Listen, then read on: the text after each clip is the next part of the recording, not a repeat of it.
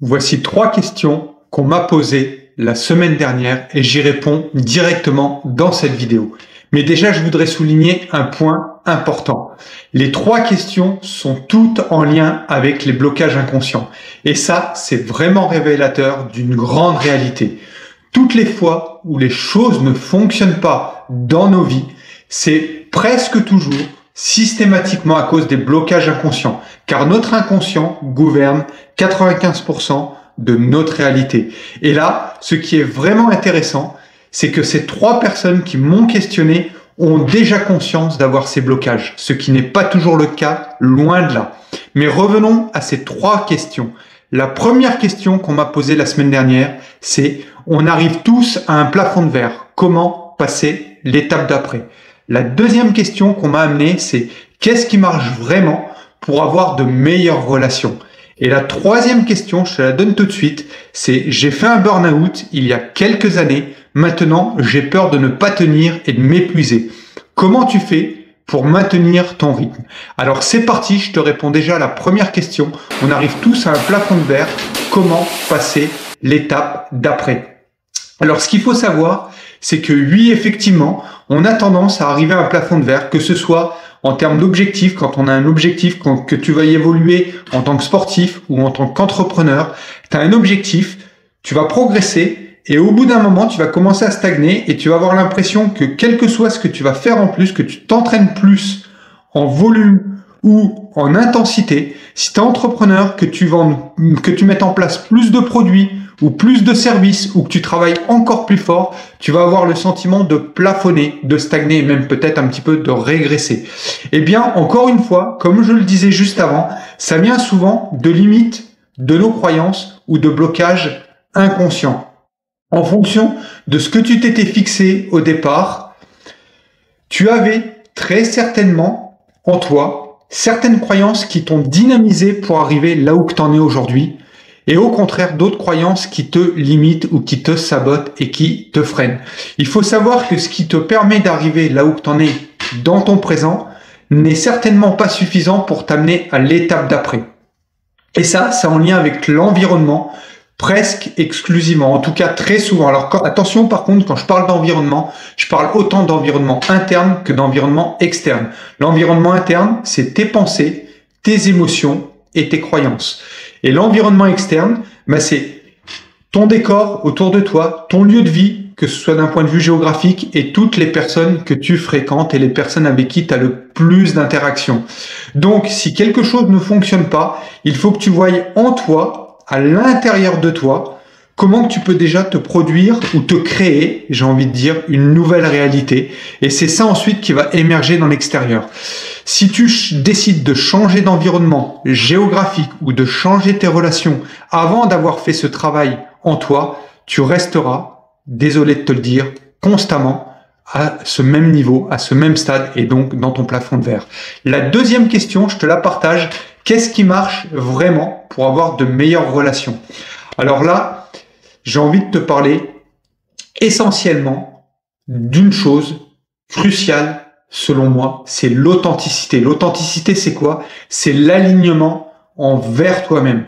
Parce que tu peux faire ce que tu veux. Si tu transformes qui tu es, si tu transformes ton identité pour plaire aux autres, tôt ou tard, ça va exploser. Que ce soit pour toi ou que ce soit pour les autres. Donc, tu peux avoir de la gentillesse, tu peux avoir de la compassion, tu peux avoir de la compatie, tu peux avoir de l'empathie, tu peux avoir tout ce que tu veux. Mais plus tu vas être authentique, plus tu vas être en capacité de te gérer des relations durables et saines. Ça, c'est quelque chose de fondamental. Si tu oublies l'authenticité, si tu cherches uniquement à faire plaisir ou si tu cherches uniquement à plaire, ça va marcher sur du très court terme. Tu vas peut-être connecter avec plus de monde sur du très court terme, mais ça restera toujours superficiel. Donc, si tu veux vraiment avoir de meilleures relations, sois authentique. Et enfin, la troisième question, là, la personne me disait, Jérôme, j'ai fait un burn-out il y a quelques années et du coup, maintenant, j'ai vraiment peur de ne pas tenir le rythme, j'ai peur de m'épuiser. Comment tu fais pour tenir ton rythme? Alors là, je vais te donner 2 points qui, selon moi, sont vraiment capitaux. Le premier point, occupe-toi en toute priorité de ton énergie. J'ai tendance à parler de ce thème de manière assez forte parce que j'étais encore à la salle de sport pas plus tard que ce matin et je suis arrivé, il y avait 2 personnes, donc 3 avec moi, et quand je suis reparti, il y a 2 autres personnes qui sont arrivées. Sur peut-être une capacité géographique d'une dizaine de milliers d'habitants. Je trouve ça déplorable qu'il n'y ait pas plus de monde qui fasse du sport une priorité dans son quotidien. Ça, c'est la première chose. La deuxième chose, 95% des gens mangent mal, pour ne pas dire mangent de la merde. Et là, je sais que je vais choquer en disant ça, parce que la plupart des gens pensent bien manger. Il y en a qui ont conscience de mal manger, et c'est volontaire de leur part, ils n'ont pas envie de se priver, ils n'ont pas envie de faire attention. Ça, c'est une chose. Mais par contre, parmi toutes les personnes qui pensent bien manger, l'immense majorité mange mal. À chaque fois que je pose quelques questions en coaching, au bout de 10 minutes, un quart d'heure, je m'aperçois que la personne, elle se ment toute seule. Et là, ça serait trop long pour en parler dans une seule vidéo, mais il y a énormément de fausses croyances en lien avec l'alimentation. Et enfin, le troisième point qui est important pour répondre à cette question, c'est la qualité de ton sommeil. Tu vois partout qu'il faut dormir 8 heures.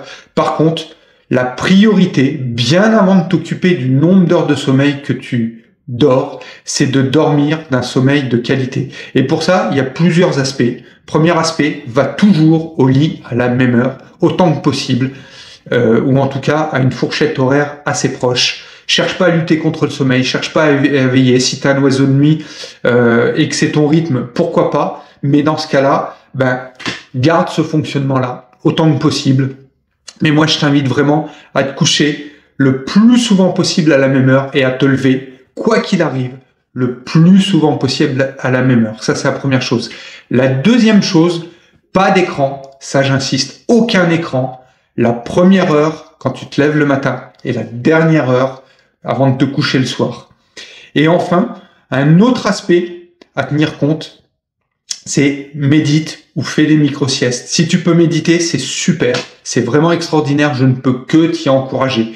Et sinon, fais des micro-siestes chaque après-midi, en début d'après-midi, après la pause du déjeuner. Accorde-toi quelques minutes, pas longtemps, il n'y a pas besoin d'une demi-heure. 5, 10, 15, voire 20 minutes grand maximum. Et là, tu relâches. Et tu vas voir que ton système nerveux il va être beaucoup plus posé et que ça te permettra de te poser le soir avec plus de calme et donc un meilleur endormissement et donc une meilleure qualité de sommeil. Ensuite, on pourrait rentrer dans l'alimentation en fonction de ce que tu as mangé dans les heures qui précèdent ton coucher. Ça, c'est important aussi. Il pourrait y avoir de la gestion des émotions, il pourrait y avoir de la visualisation, il pourrait y avoir de la respiration. Mais tout ce qui est en lien avec la santé, que ce soit le sommeil, l'alimentation, le sport, ça c'est capital si tu veux de l'énergie. Et l'autre point pour avoir de l'énergie, c'est de être focus sur ce qui correspond à ton alignement. J'insiste vraiment là-dessus. 99% du temps, quand une personne fait un burn-out ou quand une personne fait une dépression, c'est pas pour une cause isolée. C'est très souvent parce que sa vie n'est pas alignée avec ses valeurs, que sa vie n'est pas alignée avec ses croyances et qu'elle se contente de faire des choses qui ne lui conviennent pas ou qu'elle se contente d'être dans un métier qui ne fait pas de sens pour elle et du coup elle n'a pas d'énergie. J'ai vu une multitude d'individus faire un burn-out alors qu'ils travaillaient uniquement 7 ou 8 heures par jour, 5 jours sur 7 et qu'ils avaient toutes leurs vacances. Personnellement, j'ai travaillé pendant des années, plus de 90 heures par semaine pendant 15 ans et je n'ai jamais fait ni dépression ni burn-out. Et j'ai côtoyé des milliers de personnes qui n'en ont jamais fait alors qu'elles dormaient peu et qu'elles travaillaient énormément. Donc, quand tu as un problème de burn-out, c'est très probablement lié à un manque de sens ou alors à une mauvaise gestion de ton énergie. Voilà, j'espère que j'ai fait le tour et que ça répond bien à ces 3 questions. Si tu veux vraiment dépasser les limites de tes croyances, faire sauter ce fameux plafond de verre ou encore dépasser tes peurs et augmenter ton énergie, viens me voir en direct du 20 au 23 novembre prochain. Je propose un challenge 4 jours 2025 se joue maintenant. Je vais t'aider à clarifier tes vraies priorités, à définir un plan d'action qui aligne succès, énergie et vie perso. Et surtout, je t'apprends à transformer tes résolutions en révolution. Alors let's go, je te mets le lien sous la vidéo.